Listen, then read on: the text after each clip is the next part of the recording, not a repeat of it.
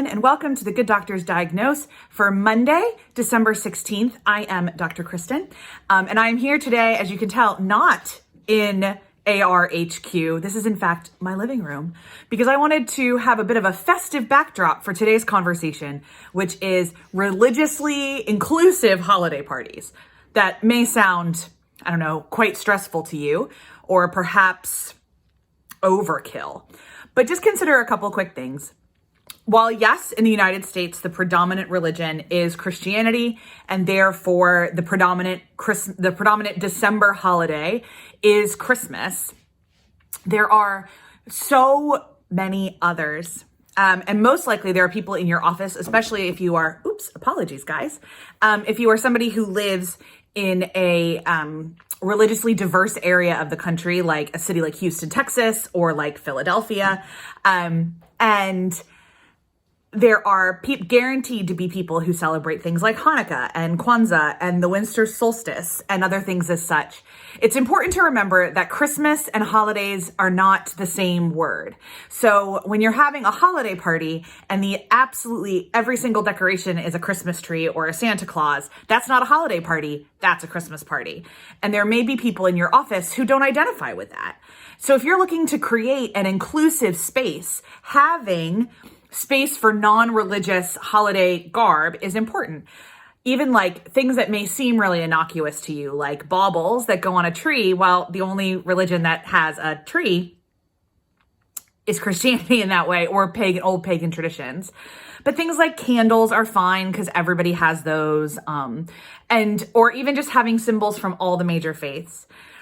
If you may have heard of Hanukkah, there's lots of people in the country that may not be aware of the Festival of Lights that the Jewish people celebrate. But there's so many resources out there to help you learn about the holidays themselves, especially if you don't want to ask someone in your office because you're not entirely sure.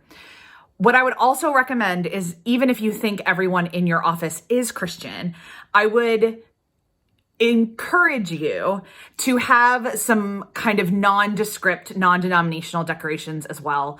Christmas itself can be very painful for people. We've talked about that a little bit during our videos this year. This time of year is very, very hard for lots of people, not only because of potentially grief they've suffered, but finances are hard this time of year.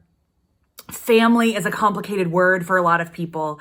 And so for folks who have to have constant cheer forced down their throat in a way, having something that's more subdued and more kind of general can also be very helpful to your needs.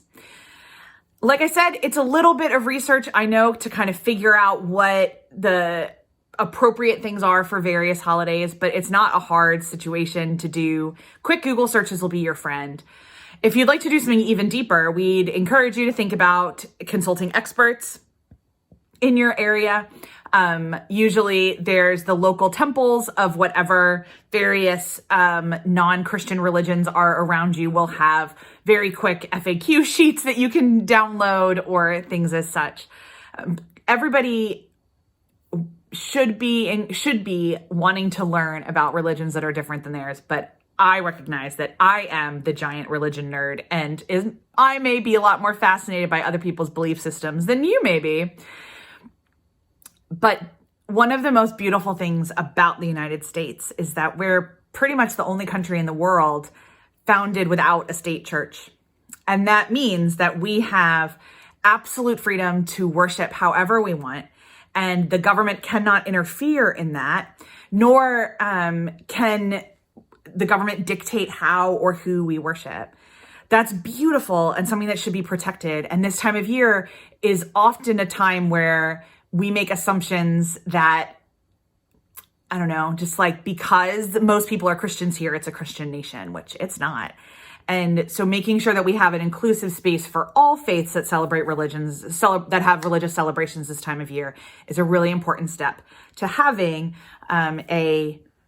an inclusive workspace. There's going to be some hard and healing conversations perhaps as part of that, and we'd love to help you as always with those steps. If you'd like to get in touch below or head to our website, fill out a contact form, and either Dr. Hinson or I would be happy to hop on a call to help you figure out the particular nuances of this conversation in your office place.